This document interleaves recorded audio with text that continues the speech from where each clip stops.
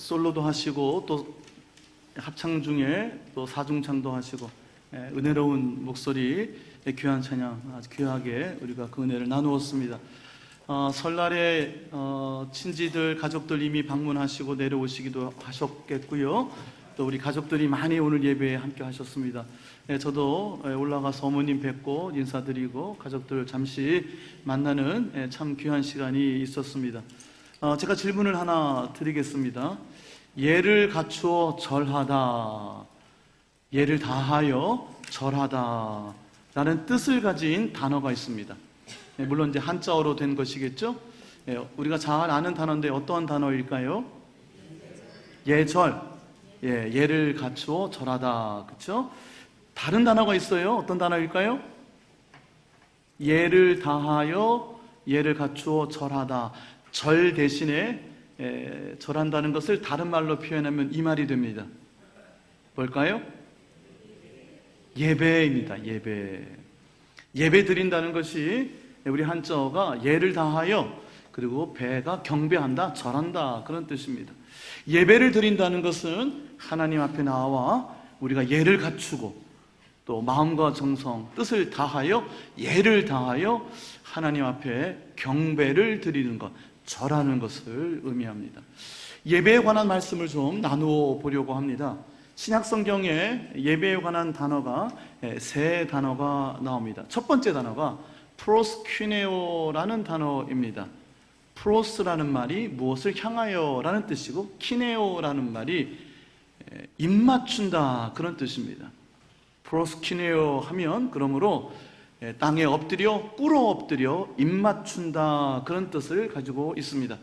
신약 성경에 60회나 예배를 뜻하는 단어가 이 단어로 쓰였습니다. 하나님 앞에 나와 예배한다는 것은 그러므로 땅에 무릎을 꿇고 몸을 굽혀 절하여 예를 갖추어 하나님 앞에 엎드리는 것을 의미합니다. 그러므로 예배 시간은 예를 갖추어야 되니까 우리가 집중해야 되겠죠. 정성껏 예배를 드려야 되겠죠. 예배 드리다가 주보 1, 2, 3, 4, 5, 6년을 면밀하게 관찰하고 오자가 있나 탈자가 있나 검사하고, 그래도 심심하면 스마트폰을 뒤지고 카톡을 확인하고, 이렇게 되면 하나님 앞에 예를 갖추는 것이 되지 못한다 하는 겁니다. 예배 중에는 스마트폰을 아예 잊어버리셔야 돼요.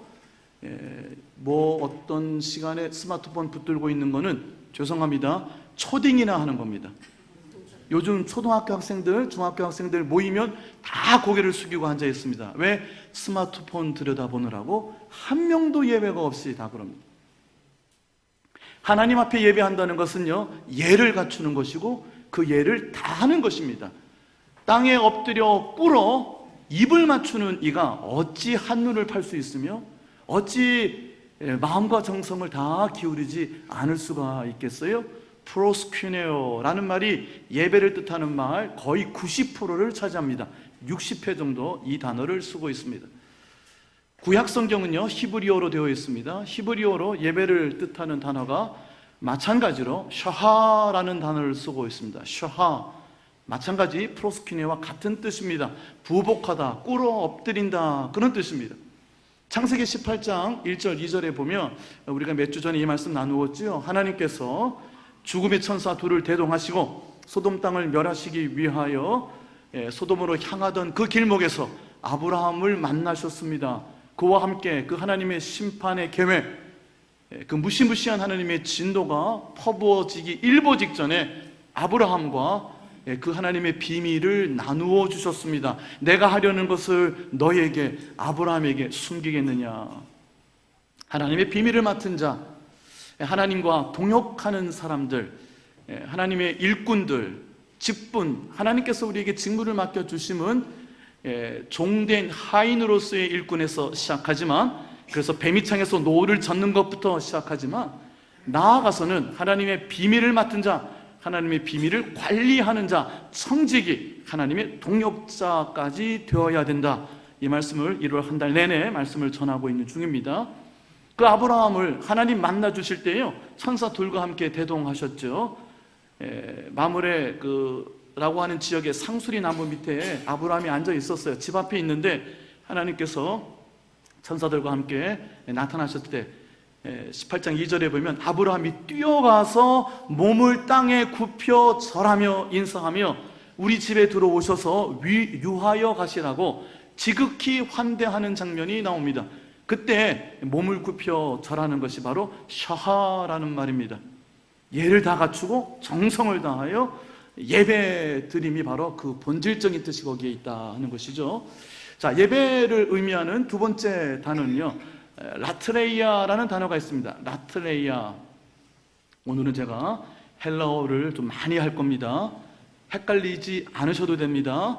중요한 얘기만 들리는 대로 들으시면 되겠어요. 이 라트레이아라는 말은요, 라트리스라는 말인데 이 말은 고용된, 종된 하인이다, 그런 뜻입니다. 주인이 그러니까 어떤 특정한 일을 위해서 누군가를 고용한 상태를 의미합니다. 그러므로 그 종은, 그 하인은 주인에게 마땅히 무엇인가를 드려야 됩니다. 어떤 자격이 있고 기술이 있는 사람을 고용하지요. 그러면 그 사람에게 기대하는 것이 있습니다. 마땅히 바치고 드려야 되는 섬김과 봉사가 있습니다. 예배라는 단어로 쓰이는 이 라트레이아는 그런 뜻입니다. 신약 성경에 6번 등장하는데요. 그러니까 이것은 마땅한 것, 반드시 드려야 되는 것, 주인된 상전에게만 섬기고 봉사하는 것, 그러한 의미가 있습니다. 대표적인 성경 구절이 로마서 12장 1절과 2절의 말씀인데요. 그러므로 형제들아, 내가 모든 자비하심으로 너희를 권하노니 너희의 몸을, 우리의 일상의 삶을 하나님이 기뻐하시는 거룩한 산 제물로 드리라. 이것이 너희가 드릴 영적 예배니라. 이렇게 되어 있어요. 우리말 성경은 영적 예배라고 번역이 되어 있는데 거기 풋노트가 주가 붙어 있습니다. 2번 밑에 내려가 보면 그 영적 예배라는 것은 다른 말로 합당한 예배, 이렇게 번역이 되어 있습니다. 거기에 영적 예배, 합당한 예배라고 번역된 것이 다름 아니라 이 두 번째 단어인 라틀레이아라는 단어입니다. 하나님께서 반드시 받으셔야만 하는, 그러므로 우리는 마땅히 드려야만 하는 예배가 있다 하는 겁니다. 그것이 우리의 삶을, 우리 일상의 삶을 하나님께서 기뻐하시도록 드릴 수 있어야 된다. 하나님 앞에 나와 예배하는 이 시간뿐 아니라 우리의 일상의 삶이 하나님이 받으실 만한 것이 되어야 한다 하는 것이죠. 그 로마서 12장 2절 말씀을 보면 그러므로 너희는 마음을 새롭게 함으로 변화를 받아. 마음이 새로워져야 돼요. 마음이 변화가 되어야 됩니다. 마음속에 하나님의 말씀에 순종하겠다 하는 생각이 들어야 돼요. 그 마음이 들어야 돼요. 그리고 그 말씀을 순종할 수 있는 능력도 하나님이 주셔야 돼요. 너희의 마음을 새롭게 함으로 변화를 받아 하나님의 선하시고 기뻐하시고 온전하신 뜻이 무엇인지 분별하도록 하라 했어요. 이 땅에서 우리가 살아갈 때 이 세상에 삶의 방정식이 있습니다. 어떻게 해야 행복한지, 어떻게 해야 멋진 삶인지, 어떻게 해야 대박나는 인생인지 가르쳐 줍니다. 많은 사람들이 그리로 뛰어갑니다. 그런데 하나님께서 우리에게 마땅히 받으시기를 원하시는 우리의 일상의 예배가 있는데 하나님은 그것을 선하다고 말씀하셨고 그것을 하나님이 기뻐하신다고 하셨고 그것이 온전한 것이라고 말씀해 주셨어요. 하나님께 온전하게 마땅히 드려야 되는 일상에서의 예배, 그것이 예배를 의미하는 라틀레이아의 두 번째 뜻인데요. 로마서 12장 1절과 2절 말씀 자막에 준비되어 있습니다. 우리 한 목소리로 함께 봉독해 올리도록 하겠습니다. 시작. 그러므로 형제들아, 내가 하나님의 모든 자비하심으로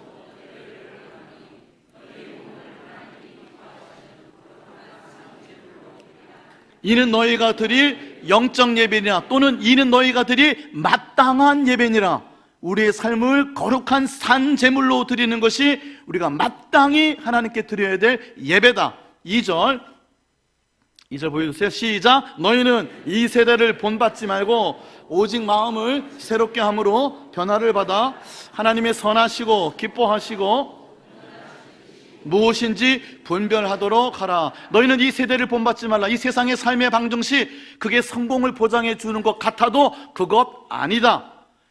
그거인 것 같은데요. 마음의 변화가 없어서 그래요. 마음의 새로움이 있어야 돼요. 하나님의 말씀이 선하고 온전하시고 기뻐하신 그것이 하나님께서 내게 기대하시는 마땅한 것이다, 그 마음이 생겨야 돼요. 그 앞에 그 합당하다는 말이요, 영적 예배라고 의역을 했지만 그 원래 단어는 로기켄 라틀레이안이라는 말이에요. 로기켄이라는 말이요, 로고스라는 말에서 온 거예요. 로고스가 뭐죠? 말씀이죠. 영어로는 로고스, 로직, 논리라는 말이 거기서 오는 겁니다. 마땅한 것, 합당한 것, 하나님 반드시 받으실 만한 것이 있는데 그것은 이 세대 안에 있는 방정식이, 공식이 아니라는 거예요. 이 세상 사람들처럼 살면 안 된다는 거예요.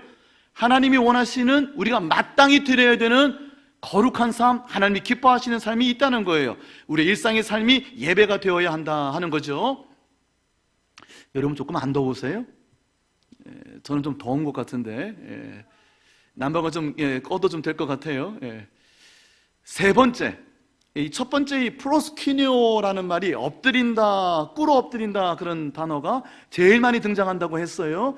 뭐 이를테면 하나님은 영이시니 예배하는 자가 영과 진리로 예배할지니라. 그 예배한다는 말이 꿇어 엎드려 하나님께 예를 갖추어 정성을 다하여 정성껏 전심으로 하나님께 예배하라, 하나님만을 높여라, 하나님만을 사랑하고 경배하고 찬양해라, 그런 뜻이에요. 예배는 첫 번째가 그 뜻이고, 두 번째는 우리 일상의 삶이 마땅하게 하나님께 드려져야 된다 하는 것이고요. 세 번째, 이 세 번째 단어가 오늘 우리의 본문 히브리서 8장 6절에 있는 단어입니다. 더 아름다운 직분이라고 되어 있는 이 히브리서 8장 6절, 예수님이 가지고 계시는 대제사장으로서의 직분을 더 아름다운 직분이라고 불렀어요. 여기 이 직분이라는 말이 레이투르기아라는 단어를 쓰고 있는데요, 너무 어렵죠? 헬라어는 잊어버려도 돼요. 이 레이투르기아라는 단어가 이 직분이라고 번역되어 있는데 원래는 예배라는 단어입니다. 레이투르기아, 레이토스라는 말은요, 백성이라는 말이고, 뒤에 에르곤, 일이라는 말과 합쳐진 단어입니다. 백성들에게 속한 일, 공공의 일, 공적인 일이란 뜻을 가지고 있어요. 그래서 그것은 예배의 일뿐 아니라 섬김일 뿐 아니라 직분, 직무라고도 번역되기도 하는 거예요. 좀 어렵습니까?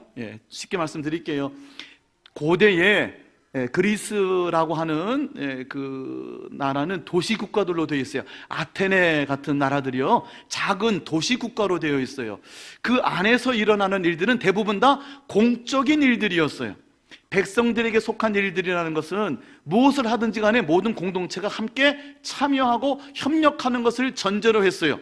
그것이 어떠한 신들에게 드리는 제의, 예식일이라도 함께 참여하고 함께, 그리고 상수도, 하수관을 놓는, 배수를 놓는 공사를 한다 하더라도 함께 공공이 하는 일이다, 레이투르기아라는 공적인 일이다 하는 뜻을 가지고 있어요. 근데 이 단어가 예배라는 단어로 신약성경에 6번 쓰이고 있어요. 여기에 히브리서 8장 6절에는 직분이라고 번역되어 있으나 원래는 예배라는 단어예요. 예배의 세 번째 의미가 그러므로 공적인 유익을 위한다는 뜻을 가지고 있어요. 예배는 공적인 겁니다. 집에서 혼자 예배 드릴 수 있습니다. 불가피할 때는 어쩔 수 없이 집에서 혼자 예배할 수가 있어요. TV에 기독교 채널 한 5-6개가 있잖아요. 훌륭한 목사님들 좋은 말씀들이 쏟아져 나옵니다. 온라인으로 헌금도 보낼 수 있습니다. 얼마든지 혼자 예배를 드리는 것 같아요. 그런데 그게 참된 예배로서는 부족함이 있어요. 왜냐하면 레이투르기아, 백성들의 공적인 일, 공공의 유익을 위한 일, 함께 참여하고 협력하는 일이라고 하는 예배의 세 번째 의미를 잃어버리는 거예요. 예배는 공적인 거예요. 우리가 함께 한 자리에 모여서 함께 예배 드림이 예배라는 거예요. 혼자서도 예배 드릴 수 있습니다. 예배의 두 번째 의미는 우리의 일상의 삶이, 우리의 생업이 예배가 되어야 된다. 하나님 마땅히 받으실 만한 그 생업이 되어야 한다. 이 세상의 것이 되어서는 안 된다 하는 뜻도 있지만, 세 번째는요, 우리가 함께 동참하고 협력하여 우리 모두가 하나님 주신 은총을 나누어야 된다, 모두에게 그것이 유익이 되어야 한다 하는 세 번째 뜻도 있다 하는 겁니다. 혼자서는 예배할 수가 없는 거예요. 그러므로 우리가 함께 공적인 예배를 드리되 시간을 지키고 예의를 지키고 정성을 다하고 전심으로 예배를 드리는 거예요. 예배 시간에는요, 여러분의 말씀들을 조심하셔야 돼요. 예배 시간에 강단에 서든가 앞에 나오든가 할 때 말이 길어지든가 사적인 이야기를 한다든가 삼가해야 합니다. 의관을 갖추어야 돼요. 예를 다해야 돼요. 옷을 잘 입고 깨끗하게 입고 누구 앞에서도 부끄러움이 없는 모습으로 전심으로 예를 다하고 예를 갖추어 전심으로 공동체가 함께 하나님 앞에 꿇어 엎드려 하나님을 높여드리는, 하나님만을 높여드리는 예배가 되어야 될 줄로 믿습니다. 이 예배의 세 가지에 대해서 말씀을 드렸어요. 자, 이 레이투르기아라는 말씀이, 근데 여기 직분이라고 번역되어 있잖아요. 이 말씀 조금만 더 살펴보려고 그래요. 고린도 후서 9장에 보면, 고린도 교회에 보내는 바울의 편지입니다. 너희들의 섬김에 있어서는 내가 더 이상 붙일 말이 없습니다. 고린도 교인들이요, 너무너무 잘 섬겼어요. 거기서 섬긴다는 것이 디아코니아라는 말이었어요.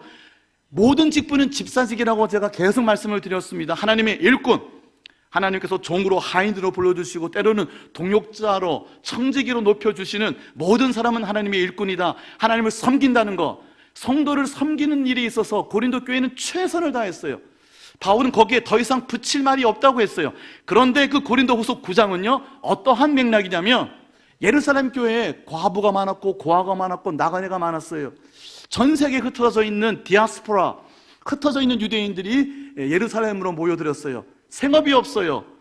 저들을 먹이고 입혀야 됩니다. 예루살렘 교회는 그래서 가난했어요. 수많은 사람들이 모여들었으나 저들을 먹이고 입힐 수 있는 리소스가, 자원이 없었어요.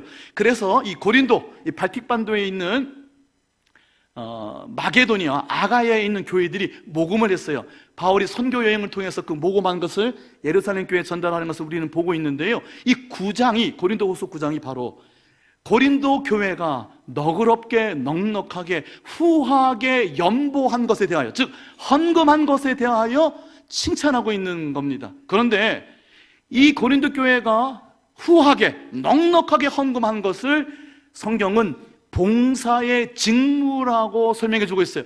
여기서 이 봉사라는 것이 바로 제가 말씀드린 레이투르기아라는 단어를 쓰고 있어요.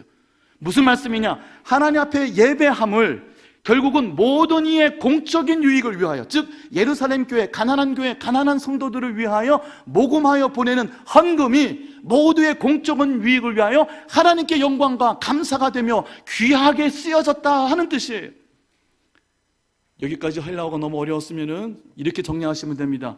헌금을 많이 하는 것을 하나님이 기뻐하시고 하나님께 영광이 되는 줄로 믿습니다. 뭐게 아멘이 없어요. 헌금 얘기만 하면 힘들어집니까? 제가 우리 교회 부임해서 헌금 얘기 거의 해본 적이 없습니다. 하나님 말씀 있는 그대로 가르쳐 드리는 거예요. 너희의 넉넉하고 너그럽고 후한 연보로 인하여 너희들의 성도를 섬기는 그 일에 있어서 내가 더 이상 붙일 말이 없거니와, 이 후한 연보가, 너희의 이 봉사의 직무가 레이투르기아, 하나님께 예배함이, 헌금을 넉넉하게 함으로 하나님을 예배함이 성도들의 부족한 것을 보충할 뿐만 아니라 저들의 하나님께 드리는 감사를 넘치게 하였고, 저들이 하나님께 영광이 되었으며 너희들이 예수 그리스도를 신실하게 믿는 그 복음의 신실한 증거가 이 후한 연보 안에 나타났다고 바울이 이야기하고 있어요. 기가 막힌 말씀이 아닐 수가 없어요. 고린도 후서 9장 12절 13절 자막에 보여주시면 함께 읽어보도록 할게요. 시작. 이 봉사의 직무가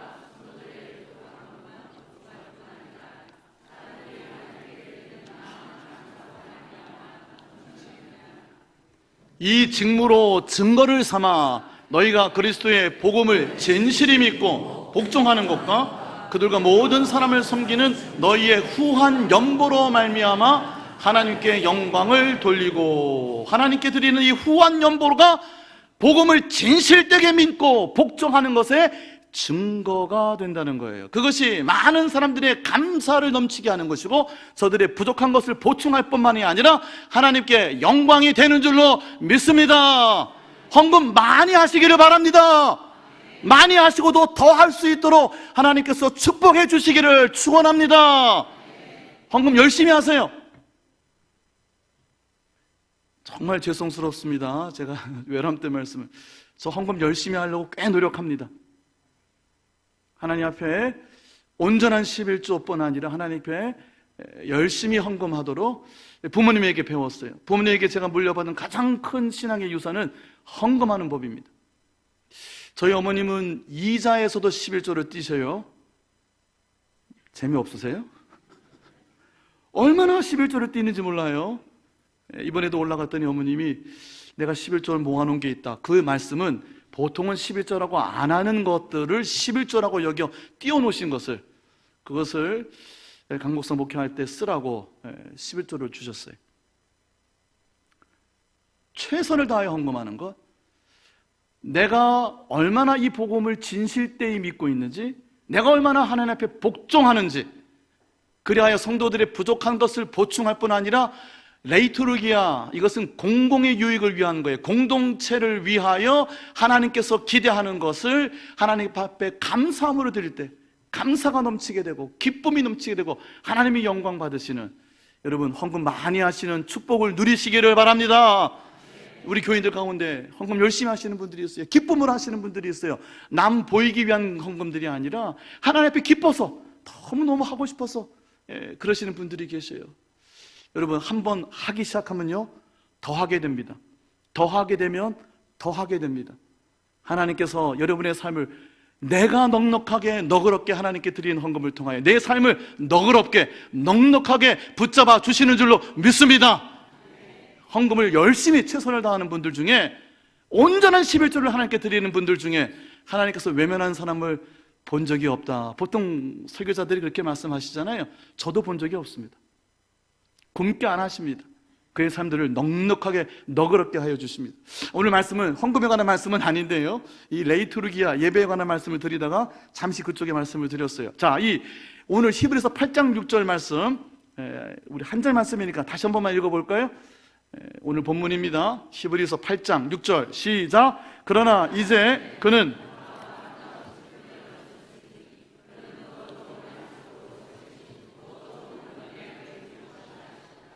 자막을 계속 보여주세요.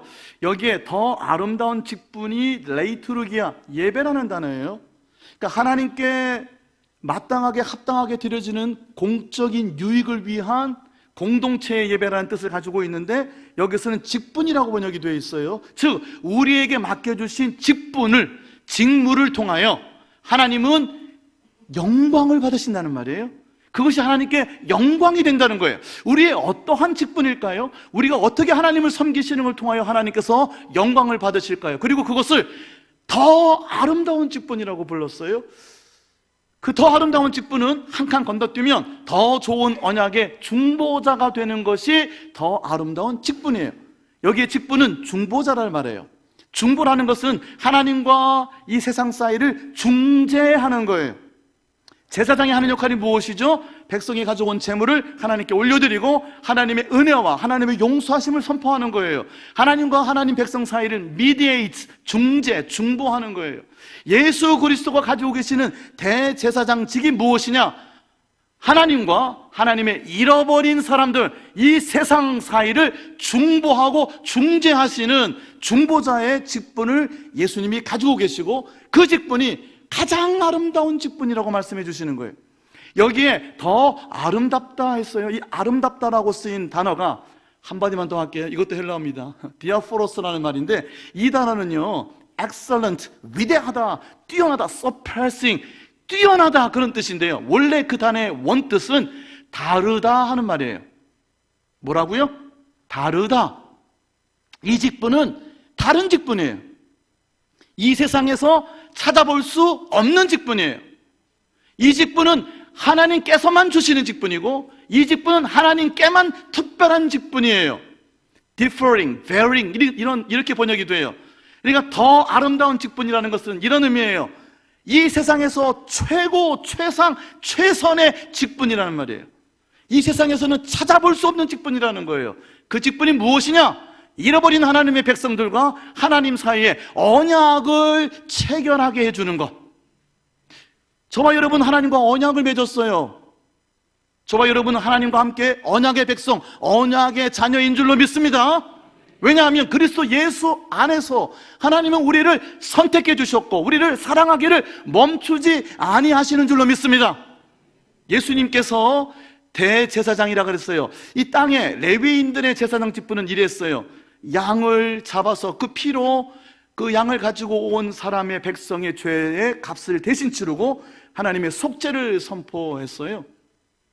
레위 족속의 제사장들이 하는 제사장 직분이었어요. 이건 땅에 속한 거예요. 근데 히브리서 8장 1절에 보면 예수님은 하늘이 예수님의 성소요, 하늘이 예수님이 섬기는 장막이라고 되어 있어요. 하늘이.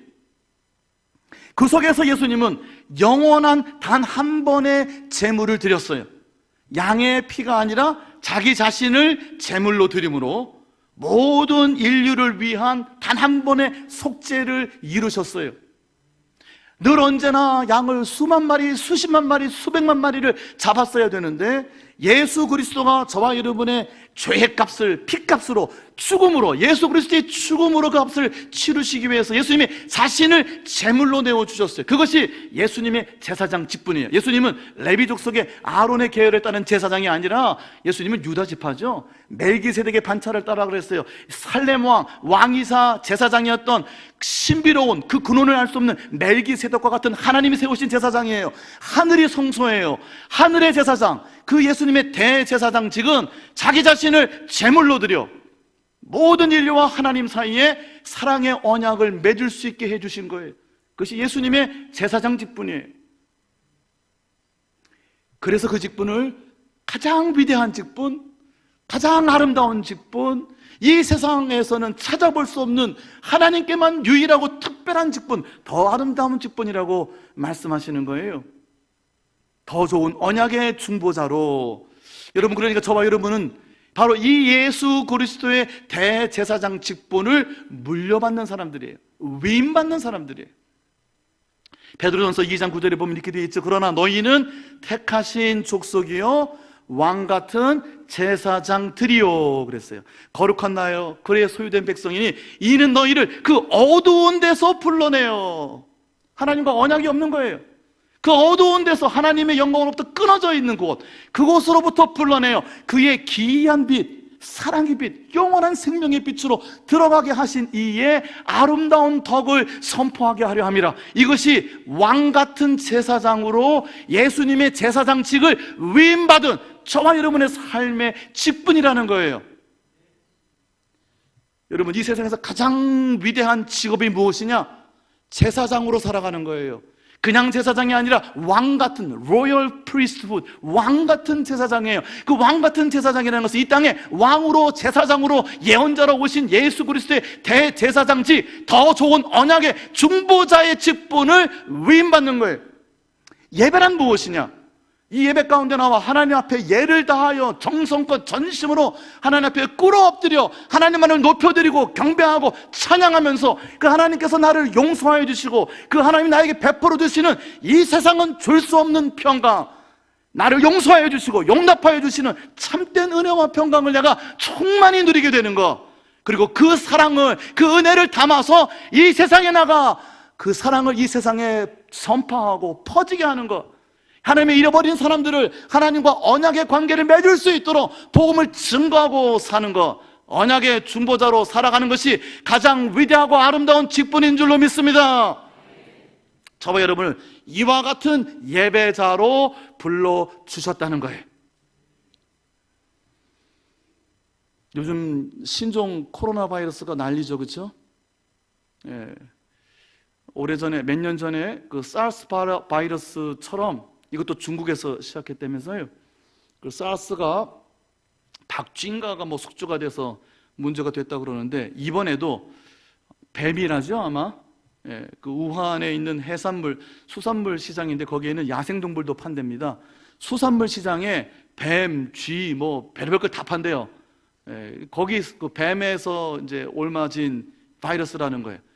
이 참 힘든 거예요, 그렇죠?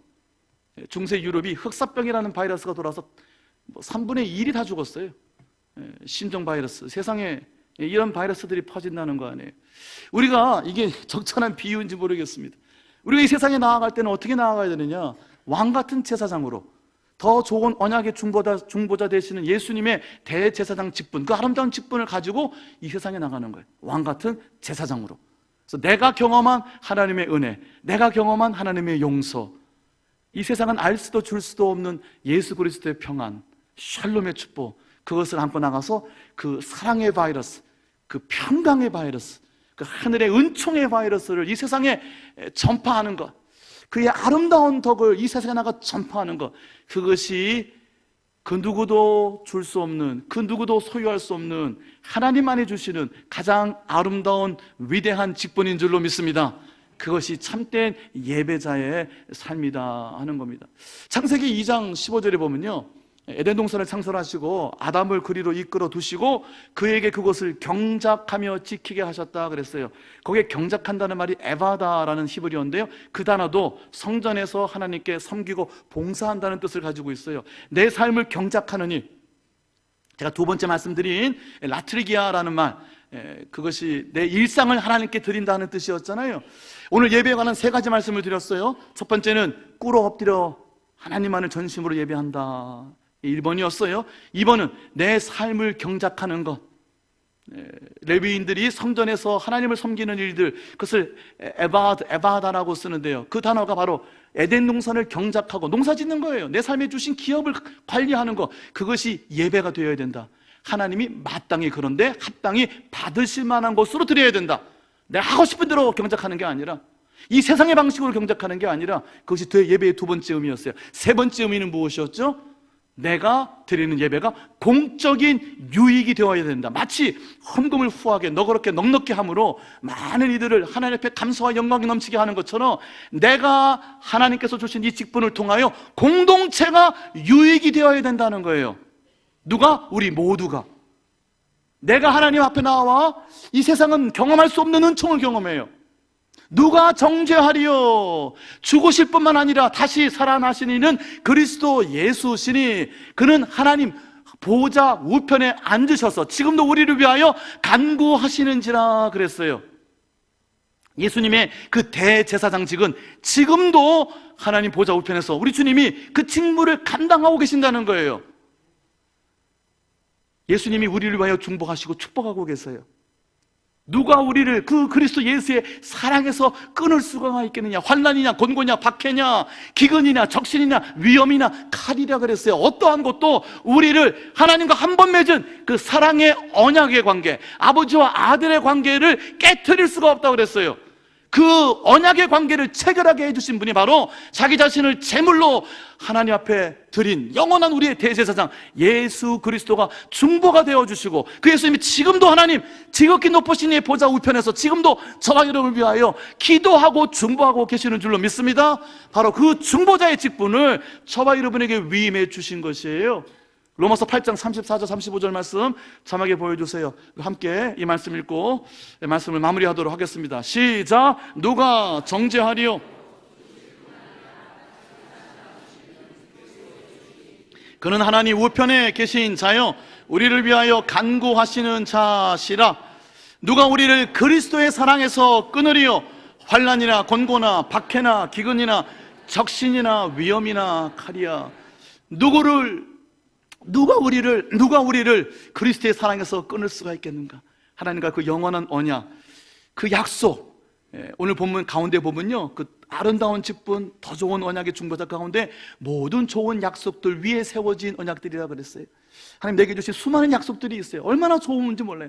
선하시고 기뻐하시고 온전하신 약속들, 그 하나님 주신 약속이 내게 소망이 되고 믿음으로 그 소망을 붙들고 살아가는 내 삶을 이 세상에 나가 전파하는 것, 내가 경험한 하나님의 용서와 사랑과 은총을 이 세상에 나가 그것을 바이럴하게 온 세상에 전파하고 선포하는 것, 예수님이 그 제사장의 직분, 우리 예동교회에 주신 직분인 줄로 믿습니다.